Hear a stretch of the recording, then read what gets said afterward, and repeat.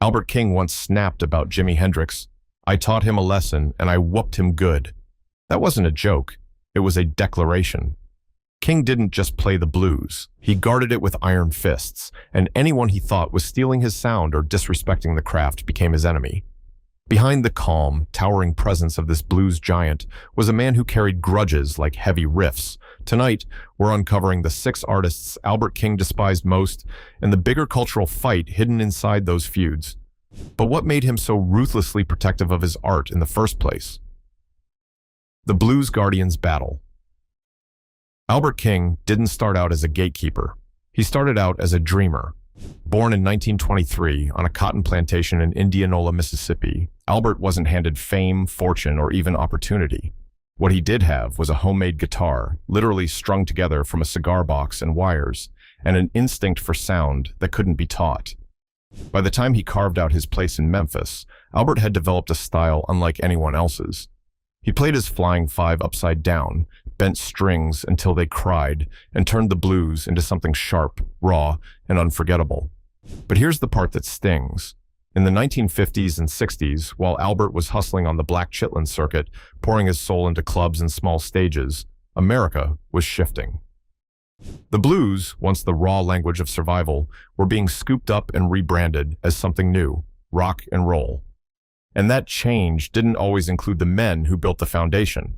White musicians, armed with Albert's licks and phrases, were suddenly the ones selling out stadiums, headlining festivals, and landing record deals that Albert himself could only dream of. Think about it.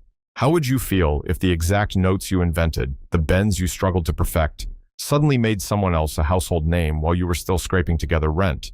That's not just theft, it's erasure. And Albert King refused to let the blues be erased. This is where his so-called hatred comes in. On the surface, it looked like grudges, arrogance, and even hostility toward other musicians. But when you zoom out, it wasn't just ego. It was protection. Some historians call it protective love. Albert loved the blues so much that he hated anyone he thought was watering it down or cashing in without respect for where it came from. He saw himself as more than a player. He was a guardian. If you stepped into his world and didn't give the blues its due, you weren't just competition, you were an enemy. And let's be real, this hostility wasn't subtle. Albert could be intimidating. He stood 6'4", carried himself like a man you didn't want to cross, and wasn't afraid to publicly humiliate players he thought were faking it. When he said he taught Jimi Hendrix a lesson, it wasn't just shade. It was a warning shot to every young rocker who thought the blues was easy to borrow. So, was Albert King mean-spirited? Or was he a cultural guardian fighting a battle most people didn't even see? If you look closely, his anger wasn't about jealousy, it was about survival. The blues were his life, his heritage, and his gift to the world, and he wasn't about to let it get swallowed whole by the rock machine without a fight. And that's the lens you need before we dive into the names, because every clash, every feud, every outburst Albert had wasn't random. It was part of this bigger battle to defend what he built.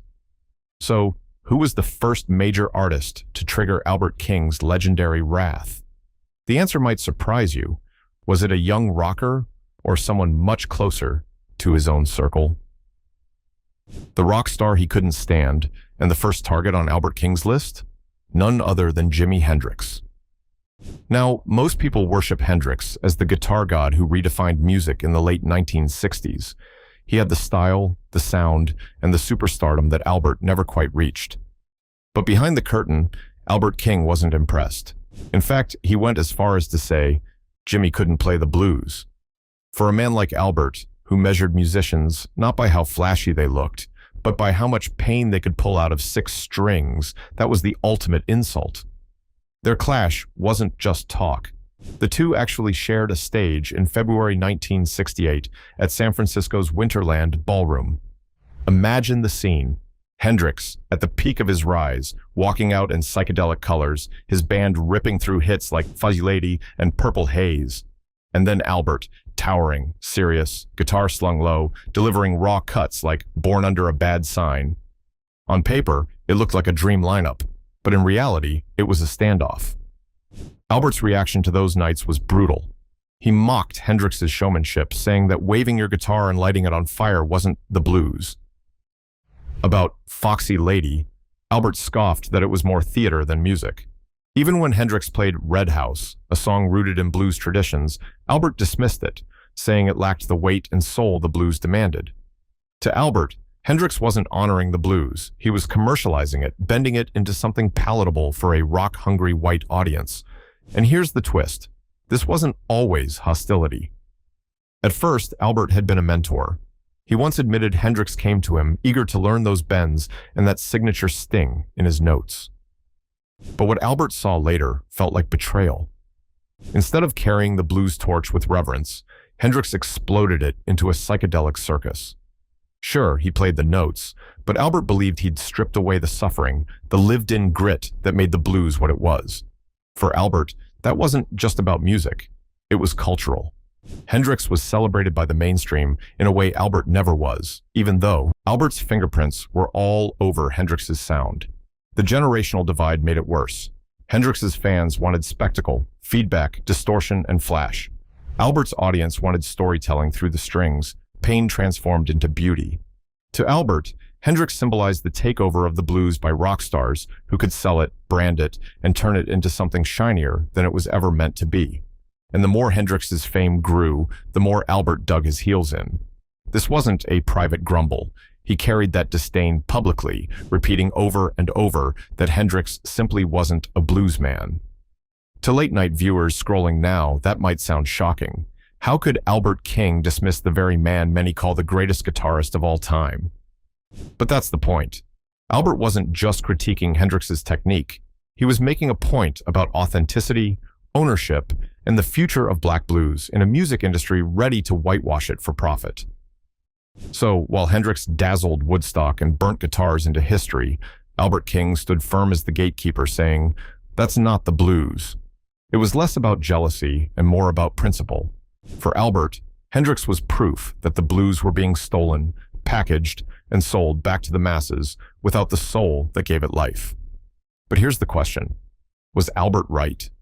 Did Hendrix really sell out the blues for rock stardom, or was Albert too stubborn to see how music was evolving? And more importantly, Hendrix wasn't the only guitar hero Albert despised. There was another blues legend, one much closer to his own world, who made Albert's blood boil. But why would Albert turn his fury against a fellow bluesman? The white blues appropriators. If Hendrix was Albert King's personal rival, then Eric Clapton and the British blues scene were his cultural enemies. Albert's resentment wasn't hidden.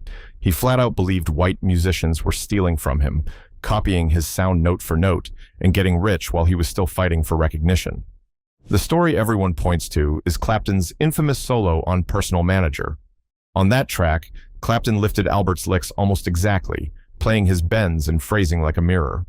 Critics called it homage, but to Albert, it was theft.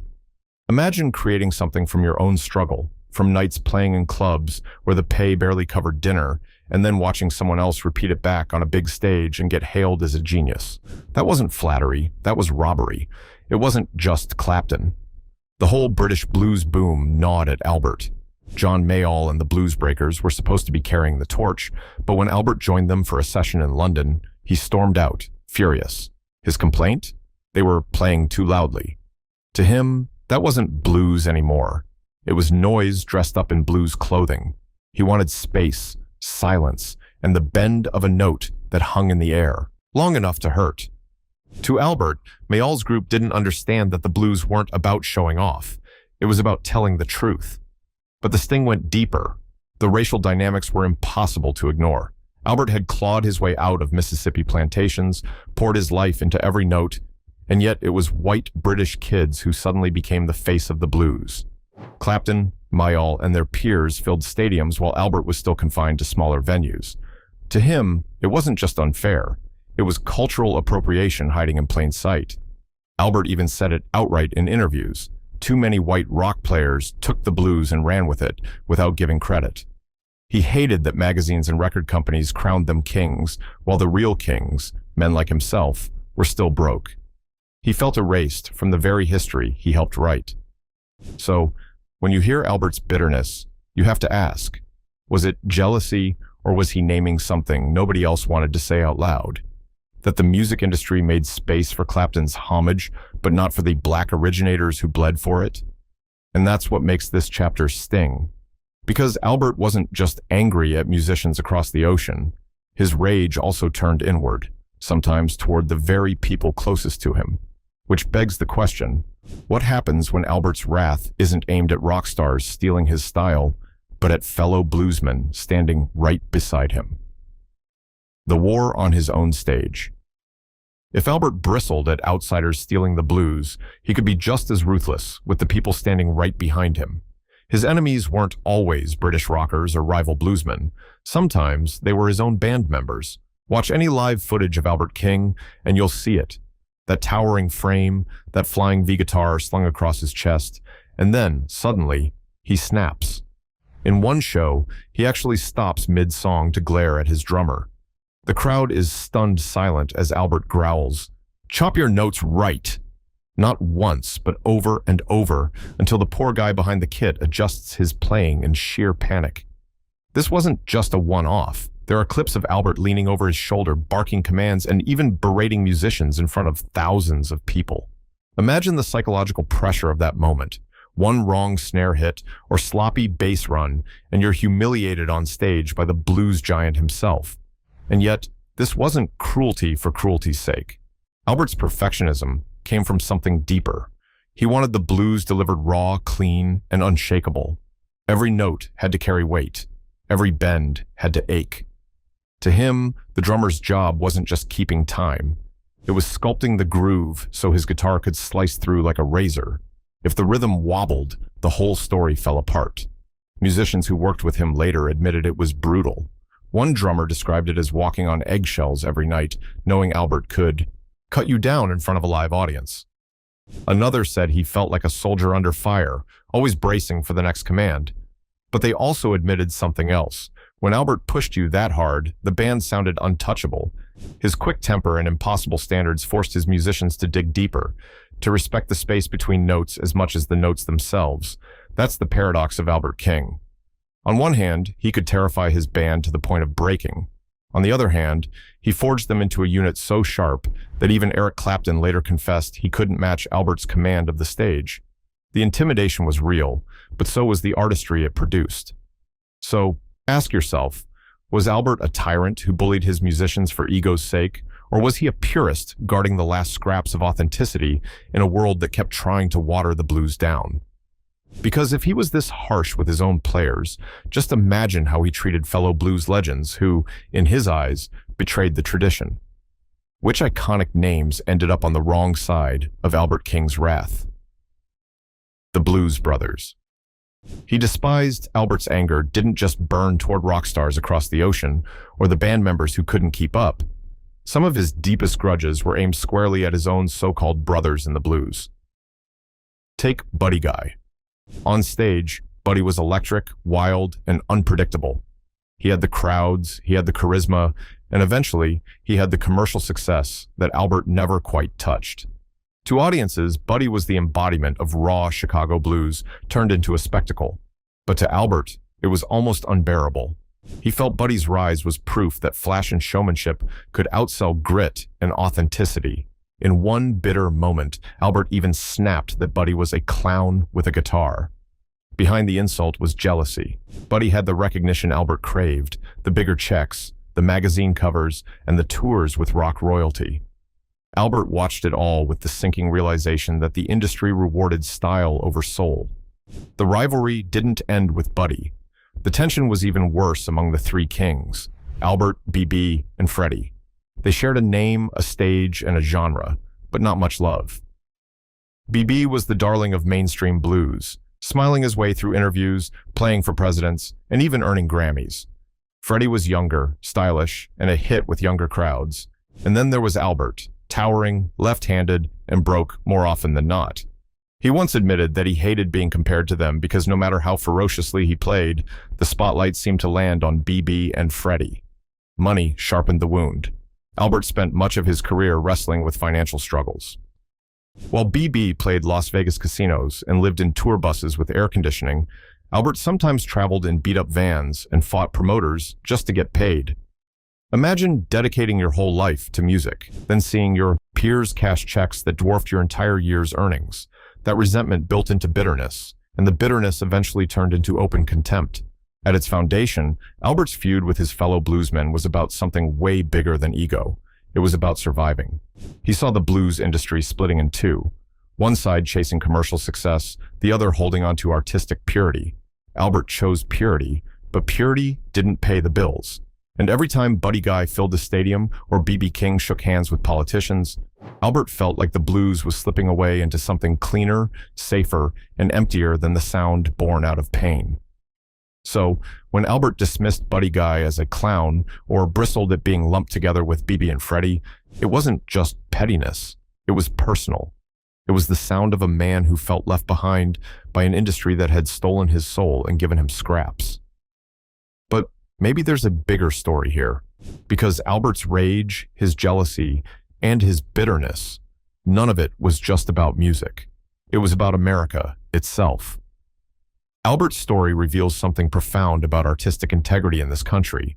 Was he warning us that purity and truth will always lose to flash and money?